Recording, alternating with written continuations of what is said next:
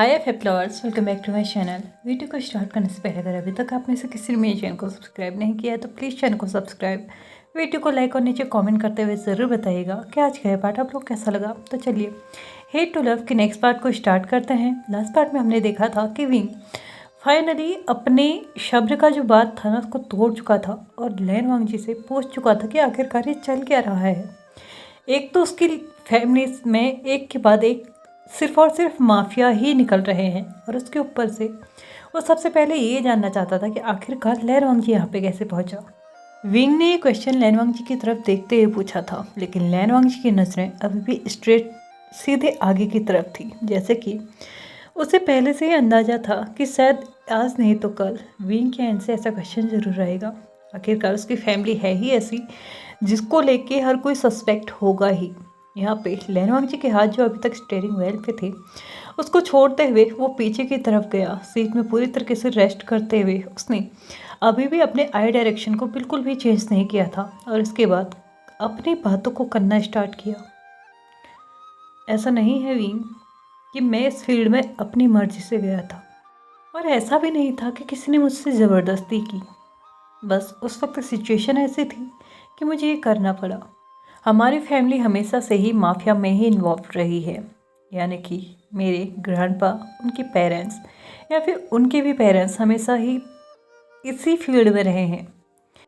Dad कभी भी इस फील्ड में नहीं आना चाहते थे। वो एक पीसफुल लाइफ चाहते थे, इन सभी झमेलों से बाहर रहना चाहते थे, एक नॉर्मल जॉब करके एक नॉर्मल लाइफ जीना चाहते थे, जिसकी वजह से ये सारी पोजीशन जो कि ग्रैंडपा की थी उसे अंकल को लेना पड़ा।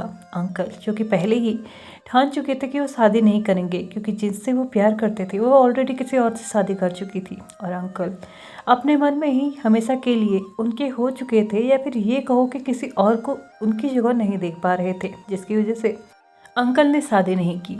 लेकिन इस प्रोसेस को आगे बढ़ाने के लिए कोई ना कोई तो चाहिए था, इसलिए अंकल ने डैड को फोर्स किया शादी के लिए। उन्होंने बस इतना कहा था कि वो एक माफिया फैमिली से, यानी कि जो कि मेरी मदर है, वो शादी से पहले सिर्फ एक नॉर्मल माफिया थी, लेकिन हाँ शादी के बाद वो माफिया क्वीन बन गई। उनकी शादी फादर से करवाई गई, लेकिन फादर फिर भी इस सब से बाहर ही रहे। उन्होंने कभी भी इस वर्ल्ड में घुसने की कोशिश नहीं की। स्टार्टिंग में मॉम और डैड के बीच में कुछ भी अच्छा नहीं था, लेकिन धीरे धीरे वो दोनों एक दूसरे को समझने लगे थे, एक दूसरे को जानने लगे थे और प्यार भी करने लगे थे। और इसका रिजल्ट मैं और ब्रदर थे। जब मैं और ब्रदर हुए तो इस बात को लेके हर कोई बहुत ज़्यादा खुश था। ब्रदर मुझसे ऑलमोस्ट 6 साल बड़े थे, हैं। यहाँ पे अंकल ने क्लियर वर्ड्स में बोल दिया था कि उनकी बात मुझ में से या फिर मेरे ब्रदर से, हम दोनों में से किसी एक को उनकी पोजीशन लेनी होगी। लेकिन वक्त इतने जल्दी निकल गया कि किसी को पता ही नहीं चला। ब्रदर बहुत अच्छे से जानते थे कि मैं इन सब में नहीं आना चाहता, मैं कभी भी लड़ाई झगड़े में नहीं जाना चाहता था। मैं अपनी लाइफ को एक अलग तरीके से जीना चाहता था, हर एक चीज़ बहुत स्ट्रेंजली करना चाहता था, बट मुझे नहीं पता था कि ये सारी चीज़ें इतनी स्ट्रेंज हो जाएंगी। ब्रदर जब 18 के थे वो तब से ही इन सब में इन्वॉल्व हो चुके थे। हालांकि उन्होंने हर एक चीज़ पहले ही सीख ली थी, बट वो माफिया वर्ल्ड में इन्वॉल्व अपने 18 की एज से ही हुए थे। बट अनफॉर्चुनेटली ये ज़्यादा देर नहीं चला। वो बस 20 के थे जब उनका एक्सीडेंट हो चुका था। अंकल पहले ही ये अनाउंस कर चुके थे कि उनके बाद उनकी पोजीशन का जो राइटफुल पर्सन होगा वो जियो जुन ही होगा। हाँ, उनका माफिया वर्ल्ड में नेम जियो जुन था। हालांकि हम लोग सभी उन्हें अभी भी लैन सी चैन ही बोलते हैं, लेकिन माफिया वर्ल्ड में उन्हें जियो जुन के नाम से जाना जाता था। उनके एक्सीडेंट के बाद मदर तुम्हारी फैमिली से रिवेंज चाहती थी। वो उन्हें बहुत अच्छे से सबक सिखाना चाहती थी, या ये नॉर्मल वर्ड्स में कह सकते हैं कि वो उन्हें पूरी तरीके से तबाह कर देना चाहती थी। लेकिन उस वक्त डैड ने उन्हें रोक लिया था। डैड ने बहुत मुश्किल से मॉम को कन्विंस किया था कि वो वी फैमिली को छोड़ दे, उनके पीछे ना पड़े। लेकिन मॉम ऐसा बिल्कुल भी नहीं चाहती थी, बट यहाँ पे डैड के कन्विंस करने पे वो कन्विंस हो चुकी थी। बट इसका रिजल्ट ये आया कि उन्होंने माफिया वर्ड को छोड़ दिया, क्योंकि वो अपने आप से ही ये कहने लगी थी कि वो बहुत शर्मनाक फील कर रही हैं इस वक्त। अगर वो एक माफिया क्वीन है और उसके बाद भी अपने बेटे का रिवेंज नहीं ले पा रही हैं, अगर अपने आप को शांत करना है तो उसे इस जगह से बाहर जाना होगा।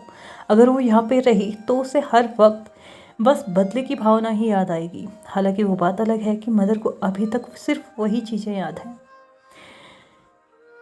ब्रदर के एक्सीडेंट के बाद अंकल ने मेरे पे प्रेशर डाला कि मैं इस चीज़ को सीखूं, बट मैंने इस सब को इग्नोर किया तब तक जब तक कुछ चीज़ें मेरे साथ नहीं हो गई। मैं 14 साल का था जब स्कूल में मेरे साथ किसी ने बहुत गंदा मजाक किया था। ऐसा नहीं था कि मैं पहली बार बुली हो रहा था, बट हाँ, हर बार मैं किसी न किसी तरीके से बच जाता था। लेकिन उस दिन नहीं बच पाया। मैं उस दिन बीमार था, जिसकी वजह से शायद मुझ में उतनी एनर्जी नहीं थी कि मैं उन लोगों का सामना कर सकूं। बट इसी का फ़ायदा उन लोगों ने उठाया और मुझे एक कमरे में जाके बंद कर दिया, जिसके रिजल्ट पे मैं आज भी अंधेरे से डरता हूँ। बट ये बात जब मेरे पेरेंट्स को पता चली तो तब भी मॉम बहुत ज़्यादा बौखला चुकी थी और उन सभी को सस्पेंड करना चाहती थी या फिर उन लोगों को भी कड़ी से कड़ी सज़ा देना चाहती थी। बट वो मुझसे छोटे बच्चे थे। मैं 14 साल का था, वो 13 साल के थे या फिर ऐसे ही राउंड ऑफ होंगे। वो छोटे से बच्चे सिर्फ शैतानी के चलते ये सब कुछ कर रहे थे। ऐसा नहीं था कि उन्होंने जानबूझ के किया था या फिर उनके दिमाग में ये सब कुछ इस तरीके से चल रहा था कि वो किसी की जान को खतरे में डाल रहे हैं। मैंने मॉम को कन्विंस किया कि वो चिंता ना करें, मैं अपने तरीके से हैंडल कर सकता हूँ। उस इंसिडेंट के बाद मुझे अंधेरे से डर लगने लगा। मैं कभी भी रूम में अपने दरवाजे को बंद करके नहीं सोता हूँ, कभी भी डार्क अंधेरे में नहीं सोता हूँ। मॉम तब भी बहुत ज़्यादा बौखलाई हुई थी, लेकिन धीरे धीरे मैंने फाइटिंग करना स्टार्ट किया, फाइटिंग सीखना स्टार्ट किया। और एक दिन मैंने उन सभी लोगों को प्रोवोक किया खुद के साथ फाइटिंग करने पे, जिसके चलते लोग बस ये कहें कि फाइटिंग उन्होंने स्टार्ट की थी और मैंने बस अपने आप को डिफेंस किया है। और इसी के चलते मैंने उन्हें बुरी तरीके से पीटा था।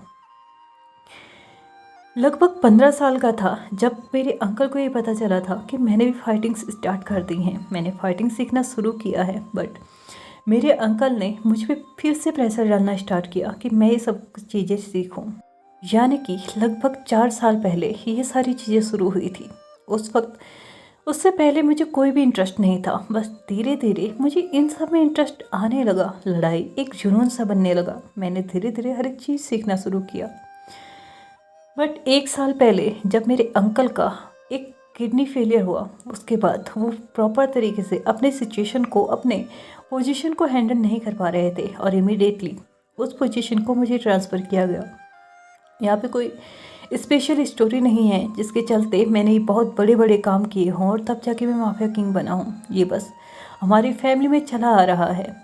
अगर कोई हमसे स्ट्रांग है तो वो छीन सकता है, अगर नहीं है तो वो ऐसे ही चलते आएगा। और अपने इस ओहदे को बचाने के लिए हम जी जान से कोशिश करते हैं।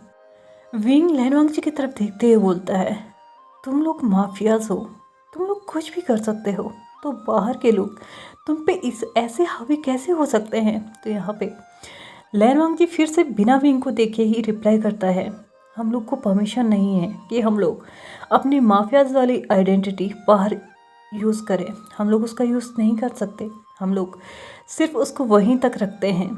और एक और बात, हम लोग कभी भी किसी क्रिमिनल्स में या फिर करप्ट चीज़ों में इन्वॉल्व नहीं रहते हैं। हम लोग हमेशा सही चीज़ों को ही प्रमोट करते हैं, या ये कहो कि उनका साथ देते हैं। हमने आज तक कभी किसी गलत चीज़ के लिए अपनी पर्सनल आइडेंटिटी और बाहरी दुनिया को मिक्स नहीं किया है, और इसकी परमिशन हमारी माफिया वर्ल्ड के रूल भी नहीं देते। विंग लैनवांगजी की तरफ देखते हुए बोलता है, एक और क्वेश्चन, तुम माफिया हो, किसी को देख के नहीं डरते, लेकिन आज तक तुम फिर भी अंधेरे से क्यों डरते हो। तो यहाँ पे लैनवांगजी गहरी सांस लेते हुए विंग को बताता है, ऐसा नहीं है कि मुझे अंधेरे से डर लगता है, बस जब भी मैं अंधेरे में होता हूँ, वो बच्चा जो कि 14 साल का था और बुरी तरीके से बुखार में हाँप रहा था, उस वक्त उसे किसी की हेल्प की ज़रूरत थी और वो हेल्प नहीं मिल पा रही थी, और उस वक्त उसे घुटन महसूस हो रही थी। जब भी मैं अंधेरे में होता हूँ, वही इंसिडेंट मुझे याद आता है और फिर से मुझे सफोकेटेड सा फील होने लगता है। लैनवांगजी विंग की तरफ देखते हुए बोलता है, क्या और भी क्वेश्चंस हैं। तो यहाँ पे विंग बोलता है, शायद हाँ, बट अभी नहीं, हम आगे बढ़ते हैं। लैनवांगजी ऑलमोस्ट गाड़ी को स्टार्ट करने ही वाला था कि उसके हाथ फिर से रुक गए और उसने विंग की तरफ देखते हुए बस एक ही शब्द बोला, विंग। विंग ने लैनवांग जी की तरफ देखा तो लैनवांग जी एक सॉफ्ट एक्शंस के साथ उसे देख रहा था।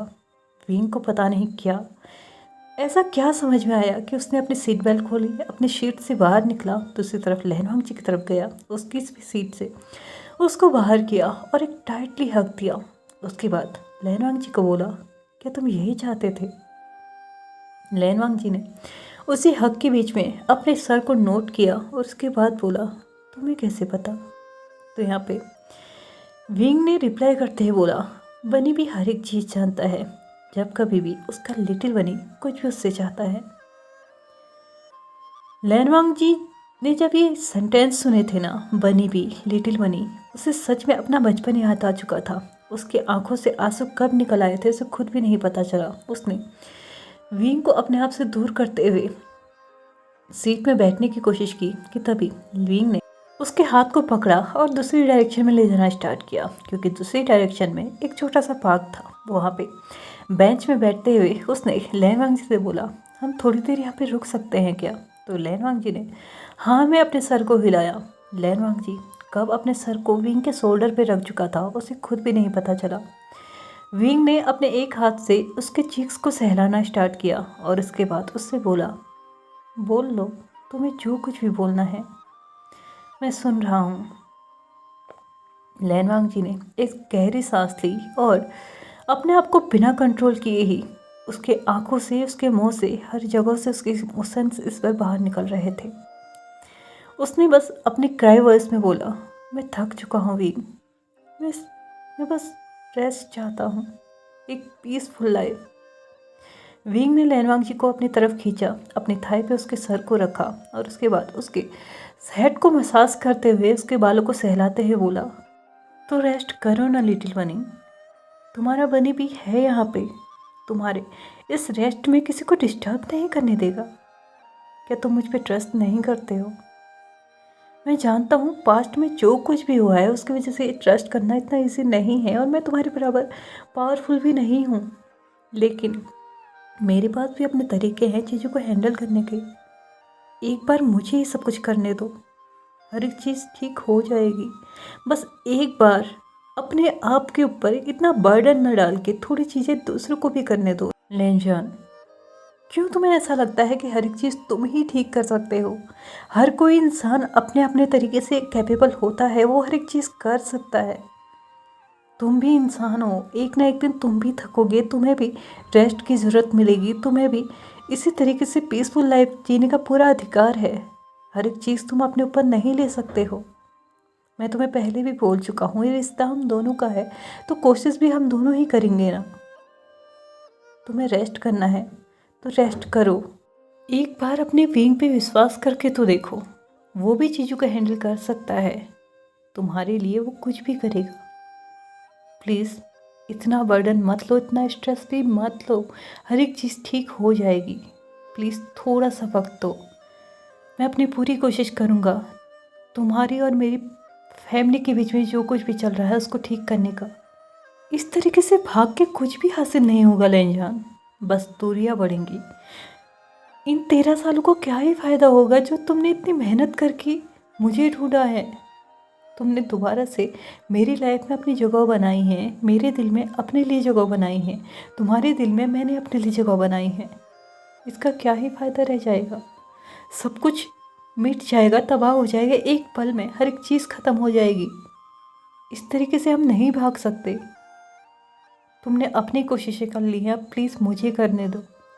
हाँ, मैं तुम्हारी तरह पावरफुल नहीं हूँ, मैं हर एक चीज़ को तुम्हारी तरह हैंडल नहीं कर सकता, बट हमारे पास भी अपने अपने वेज़ हैं। हम लोग भी किसी न किसी तरीके से कुछ ना कुछ सॉल्यूशन निकाल सकते हैं। माना मैं अपना 100% नहीं दे पाऊँगा, जिस चीज़ की उम्मीद तुम मुझसे कर रहे हो उस चीज़ में मैं 100% नहीं हो पाऊँगा, लेकिन ऐसा भी नहीं है कि मैं तुम्हारी उम्मीद से बहुत ज़्यादा कम हो जाऊँगा। इतना तो विश्वास करो मुझ पे प्लीज़। अब अपने एंड से कोशिश करना बंद कर दो। तुम्हारी मॉम की इंटेंशंस मैं पहले ही समझ चुका था और उनके इस चीज़ को एक्सेप्ट करने के पीछे मैं अपने अपने तरीके से चीज़ों को सॉल्व करने की सोच रहा था, पर तुमने मुझे अभी यहाँ पे रख दिया। उनके सामने होता, एटलीस्ट बात करता, उन्हें जानता, उन्हें समझता। लड़ाई होती, झगड़े होते, कुछ भी होता, लेकिन एंड में हर एक चीज़ ठीक होती। इस तरीके से एक दूसरे से दूर होके कुछ नहीं होगा, चीज़ें बिगड़ेंगी और मैं उन्हें अब और नहीं बिगड़ने दे सकता। प्लीज़ अब मुझे करने दो।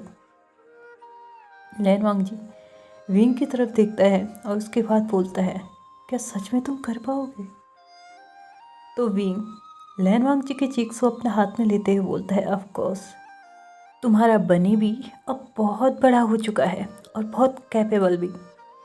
बस मुझे कुछ टाइम दे दो, मैं हर एक चीज़ ठीक करूँगा। और नहीं भी कर पाया तो भी मैं तुम्हारे मॉम के आगे अपने घुटनों पे आऊँगा, अपनी फैमिली को घुटनों पे ले आऊँगा। वो जैसे चाहेंगी वैसे हमें सज़ा दे सकती हैं, जो चाहें वो कर सकती हैं, लेकिन मैं हर एक चीज़ करूँगा सिर्फ़ और सिर्फ हमारे इस रिश्ते को बचाने के लिए। लेकिन अब प्लीज़ अकेले खुद की कोशिशों को बंद कर दो, इससे कुछ भी नहीं होगा। सिर्फ तुम ही मुसीबतों में पड़ोगे, प्रेशर में आओगे और कुछ भी नहीं होगा। अपने आप को इतना बर्डन मत दो मेरे लिए, प्लीज़। लैन जी ने विंग को बहुत टाइटली हग किया और शायद ये पहली बार था जहाँ पे अब लैन जी बहुत ज़ोर ज़ोर से रोना स्टार्ट कर चुका था। जैसे कि वो इसी कंफर्ट जोन को चाहता था, अपनी आँखों के आंसू को बाहर निकालने के लिए, अपने मुंह की चीखों को बाहर निकालने के लिए उसे यही कंफर्ट जोन चाहिए था। विंग ने आज उसे रोकने की कोशिश नहीं की, क्योंकि वो भी अच्छे से जानता था कि एक इंसान जब रोना स्टार्ट करता है ना, तो उसे कम्प्लीटली रो देना चाहिए। ये उन लोगों की सोच है कि रोने वाले इंसान कमज़ोर होते हैं, जिन्हें लगता है कि रोना गलत है। लेकिन जिन्हें ये पता है ना कि रोना बिल्कुल भी गलत नहीं है, वो अच्छे से जानते होंगे कि रोने वाले इंसान हद से ज़्यादा स्ट्रांग होते हैं, क्योंकि उनके जो आंसू हैं ना, वो उनकी वीकनेस को बाहर फेंक रहे हैं। और अगर वीकनेस बाहर आ गई तो अंदर तो स्ट्रांगनेस ही रहेगी ना। लगभग आधा घंटा ऐसे ही निकल चुका था। फाइनली लैनवांग जी की सिसकियाँ और आंसू दोनों ही बंद हो चुके थे। विंग ने लैनवांग जी की तरफ देखते हुए बोला, क्या अब तुम अच्छा महसूस कर रहे हो? तो यहाँ पे लैनवांग जी ने अपने सर को हिलाते हुए बोला, ऑफ कोर्स मेरा बनी भी जो मेरे साथ था, तो लिटिल बनी को तो अच्छा फील होना ही था ना। विंग ने लैनवांग जी के फॉरहेड पे किस करते हुए उसको बोला, ओके अब टाइम हो चुका है, बहुत टाइम हो चुका है, मैंने अपने पेरेंट्स को भी नहीं देखा है, चलो मेरे ही घर चलते हैं। यहाँ पे विंग ने लैनवांग जी के हाथ को पकड़ा और इस वक्त उसको पैसेंजर सीट में बैठा दिया और खुद अब ड्राइविंग करना स्टार्ट किया। लगभग 15 मिनट में ही वो विंग के घर पर पहुंच चुके थे। विंग ने लैनवांग जी को अंदर आने के लिए बोला, लेकिन लैनवांग जी ने मना कर दिया, क्योंकि उसे लग रहा था कि इस वक्त उसे इमीडिएटली घर पे पहुंचना चाहिए। तो यहाँ पे विंग जैसे ही घर के अंदर जाने लगा तो लैनवांग जी ने उसको बोला कि पेरेंट्स अगर कुछ भी पूछें तो उसका सही सही जवाब दे देना, और हो सके तो जितनी बातें तुम बता सकते हो हर एक चीज़ बता देना, क्योंकि और ज़्यादा सीक्रेट्स सही नहीं हैं। विंग ने अपने सर को हिलाया और अपने मन में ही सोचा, ऑफ कोर्स बताना तो पड़ेगा, क्योंकि वही तो हैं जो अब आगे सारी की सारी चीज़ें करेंगे। यहाँ पे उसने एक स्वीट सी स्माइल के साथ लैनवांग जी को गुड नाइट विश किया और एक फ्लैंक किस के साथ उसको बाय किया। लैनवांग जी ने भले ही अपने फेस से उसको रिप्लाई नहीं दिया, सॉरी अपने शब्दों से रिप्लाई नहीं किया, बट उसके फेस ने बहुत अच्छा रिप्लाई किया था, क्योंकि फ्लैंक किस ने लैनवांग जी के फेस को ऑलमोस्ट टोटली रेड कर दिया था, जिसकी वजह से विंग अच्छे से समझ चुका था कि वो शाय फील करने लगा है। लैनवांग जी ने अपने सर को नीचे झुकाते हुए उसको बाय बोला और फिर से कार में जाके बैठ गया। विंग पीछे से चिल्लाया कि ड्राइविंग सेफली करना, और लैनवांग जी ने कार से बाहर हाथ हिलाते हुए उसको अंदर जाने के लिए बोला। और विंग भी जब तक लैनवांग जी वहाँ से नहीं जा चुका था उसको देखा ही रह गया। लगभग 2 मिनट में लैनवांग जी ने कार टर्न कर ली थी और वहाँ से जा चुका था, और विंग भी डोर को ओपन करते हुए फाइनली लगभग 7 महीने के बाद इस घर में आ चुका था। उसे अच्छे से पता था कि उसके पेरेंट्स अभी सो रहे होंगे, बट उसका बात करना बहुत ज़्यादा ज़रूरी था। उसने अपने कदमों को बढ़ाया और जल्दी से अपने पेरेंट्स के रूम के आगे जाके डोर को नॉक किया। उसके पेरेंट्स जो कि सो रहे थे वो बहुत ज़्यादा शॉक थे कि इस वक्त घर के अंदर कौन आया, क्योंकि इस घर का पास सिर्फ 3 लोगों को पता था, 4 लोगों को पता था। 2 लोग वो खुद थे और 2 लैनवांग जी और विंग, इसके अलावा किसी को भी इस घर का पास नहीं पता था। तो क्या ये विंग या लैनवांग जी में से कोई एक है? उन दोनों ने जल्दी से उठते हुए अपने कमरे का दरवाज़ा खोला तो सामने विंग था। उसे देखने के बाद वो दोनों ही बहुत ज़्यादा शॉक्ड हो गए थे। लगभग 1 घंटे के बाद वो सभी लोग लिविंग एरिया में बैठे हुए थे और विंग के पेरेंट्स जो थे ना, वो सच में बहुत ज़्यादा शॉक था ये जान के कि अभी तक लैनवांग जी और विंग की लाइफ में एक्चुअल में क्या हुआ है। विंग ने सारी की सारी बातें अपने पेरेंट्स को बता दी थी। यहाँ पे विंग के पेरेंट्स विंग की तरफ देखते हुए बोलते हैं, तो अब तुमने आगे क्या सोचा है? तो यहाँ पे विंग बोलता है, मैंने सोचा है डैड, बट प्लीज़ आप लोगों को मेरी हेल्प करनी होगी। तो यहाँ पे विंग के फादर बोलते हैं, ऑफ कोर्स हमारी गलती है तो हमें सुधारनी ही होगी, तुम जैसे कहोगे हम वैसा करेंगे, लेकिन प्लीज़ इस सब में मेंटेनेंस रखना अपने और लैनवांग जी के रिश्ते को। तो यहाँ पे विंग बोलता है, ऑफ कोर्स उसी के लिए तो इतना सब कुछ किया जा रहा है ना। विंग की मदर उठते हुए विंग के पास आती है, उसके बालों को रफल करते हुए उसके फेस पे एक सॉफ्ट सा पिंच करते हुए बोलती हैं, मेरा बेटा सच में हद से ज़्यादा चेंज हो चुका है, बट मुझे ये चेंजेस काफ़ी अच्छे लग रहे हैं। तो यहाँ पे विंग मुस्कुराते हुए बोलता है, यही तो आप लोग चाहते थे ना, तभी तो अपने प्यारे सन इन लॉ के साथ मिलके आपने इतनी बड़ी प्लानिंग कर दी। खैर अभी तक आप लोगों ने उसका साथ दिया है तो अब मेरा साथ दीजिए। तो यहाँ पे विंग के फादर बोलते हैं, ऑफ कोर्स हम हमेशा तुम्हारा साथ देंगे, बस तुम जो भी करो वो सही के लिए करो। इसी के साथ विंग के पेरेंट्स के बीच में थोड़ी और बहुत बातें हुई। उसके बाद वो सभी लोग एक दूसरे को गुड नाइट विश करके अपने अपने रूम्स में जा चुके थे।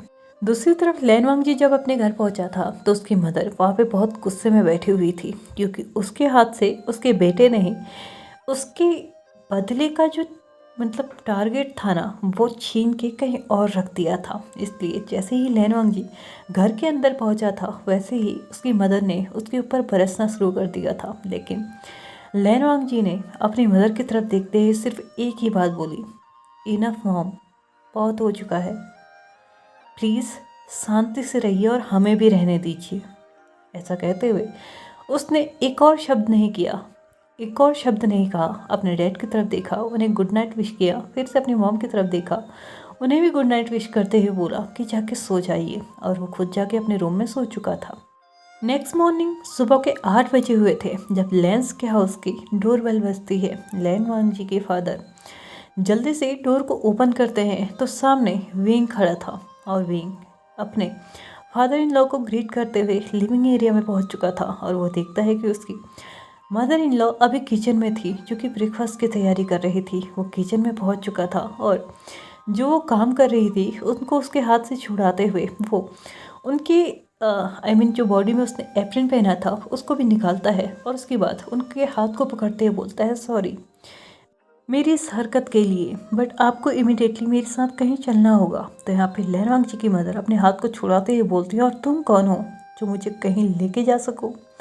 तो यहाँ पे विंग बोलता है कि आप एक मौका नहीं दे सकती, बस सिर्फ एक मौका, मैं आपसे एक और बार एक और मौका नहीं मांगूंगा, बस ये लास्ट चांस है, प्लीज़ एक बार मेरे साथ चल दीजिए। यहाँ पे लैनवांग जी की मदर कुछ बोल पाती इससे पहले ही विंग उनका हाथ पकड़ता है, उन्हें जल्दी से कार में बैठाता है और ड्राइव करना स्टार्ट करता है।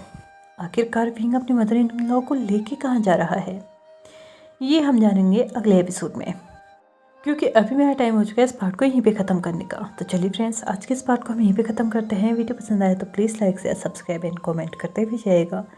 Thank you so much for watching my video and bye bye.